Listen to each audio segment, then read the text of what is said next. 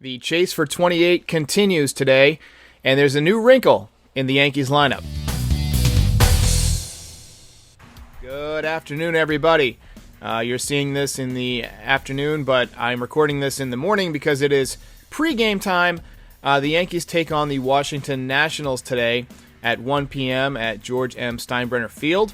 Of course, the Yankees and the buzz around camp is Luis Severino, who yesterday, if you didn't see my other videos or hear on the radio or have been under a rock in general, Luis Severino is going to miss all of 2020 with Tommy John surgery. He suffered the injury apparently last season, and the test that he underwent this offseason did not catch it. So there's a regular type of MRI that is used to identify injuries of this type. And it has about a 92 to 93% success rate.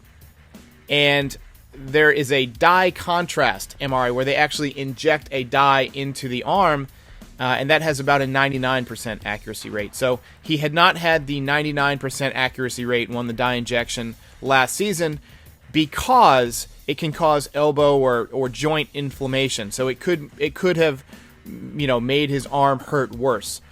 So they didn't have that done. I think they should have after the season just to rule everything out. But hey, that's none of my business. I am not a doctor. It is high, it is far, it is gone. So today's lineup has a new wrinkle. I'll get to that in a moment. Leading off, DJ LeMahieu at second base, where he'll be most of the season. Gleyber Torres at shortstop. Brett Gardner in center field. Gary Sanchez catching. Gio Urshela playing third base.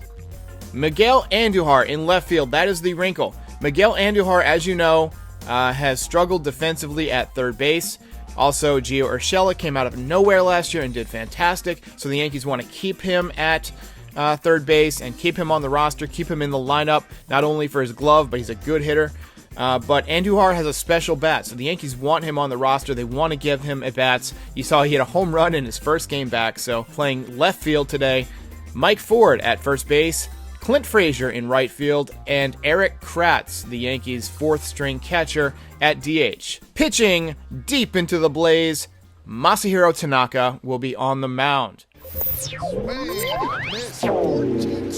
So Masahiro Tanaka has been, not exactly the pitcher that we expected. He's been the consummate professional pitcher, very good control. Has struggled at times with giving up home runs. His ERA has gone very high at times. I think it was 4.7 something a couple years ago. But he's also shown dominant stretches, and he's been money in the postseason. So Tanaka, another guy who had the UCL injury, he did not require Tommy John surgery. I know that people are going to say, I think we would have gotten more out of him if he had the surgery or yada, yada, yada. Well, at the time, he had 3 examinations from different doctors, and none of them recommended the surgery. They all recommended rehab. He got the rehab. He returned the same season. He has not missed significant time since due to the elbow. But, you never know. Those UCL tears can happen at any time. John Smoltz had a partial tear, and, he was advised rehab. He did the rehab. He came back. He pitched a couple years, and then it snapped. So not to get anyone worried, already big problems in the rotation. So Tanaka will probably pitch 1 inning. You might see him go 2, depending on how few pitches he throws. So let's get started. Next thing you'll see is the highlights.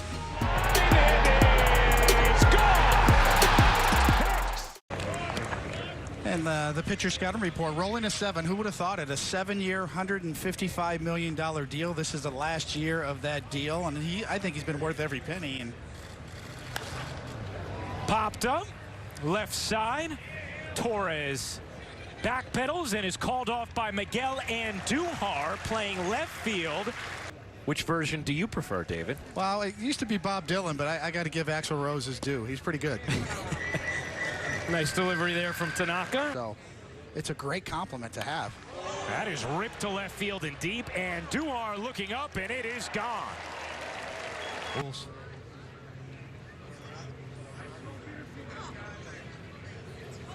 Swing and a miss as that one dove out of the zone for Tanaka. 2 down. So many Familiar faces as Ford lashes that to left field. A base hit to lead off the third. On Wetland, and he had 2 innings at least, doing all the hard work, before Wetland would come in the 9th inning.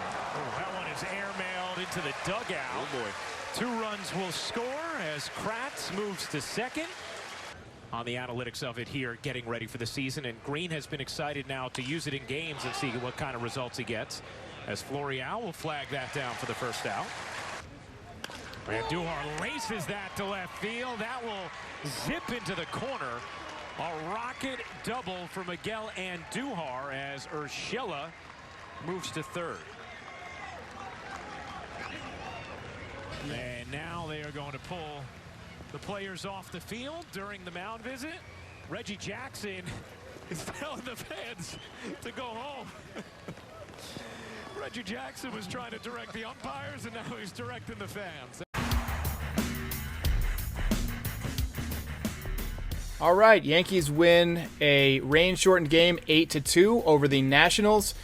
In spring training, they almost never come out of a rain delay, especially when it's predicted to keep raining. So went ahead and got everybody off the field. God knows we don't need somebody slipping and tearing an ACL or something like that. So great commentary in the booth, by the way, from Ryan Ruocco and David Cohn. Love that combination.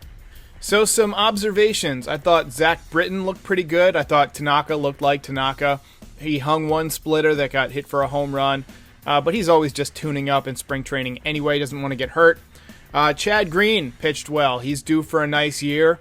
He got that slow start last year, went down to AAA and worked some things out.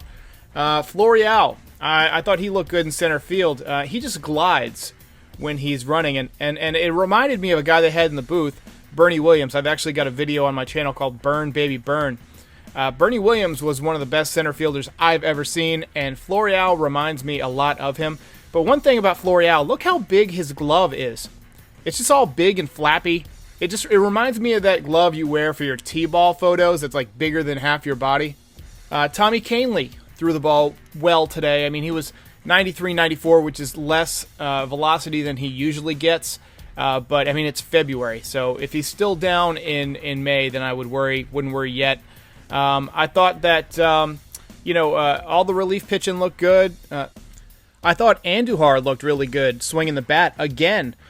In my outlook for him, in my outlook video, I thought that maybe he might end up in AAA because he doesn't have a place to play.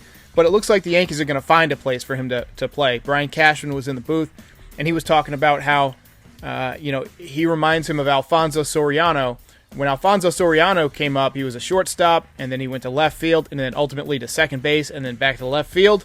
And so they might do something similar with Andujar. Just keep that bat in the lineup because, man, that guy can hit. Another double today. Miggy 2 bags.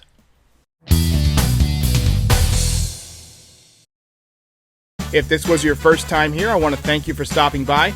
Go ahead and hit that like and subscribe button. It helps other fans find the channel. I plan to do recaps and discussion of every game all season long. I've also got a weekly podcast, and I'm putting together a documentary at the end of the season. Send me your reactions at NYY Recaps on Twitter to be a part of the film. I try to reply to all comments as long as you're not being a jerk. So go ahead and leave a comment below. Tell me what you think of this game and your thoughts on the team, and I'll see you next time.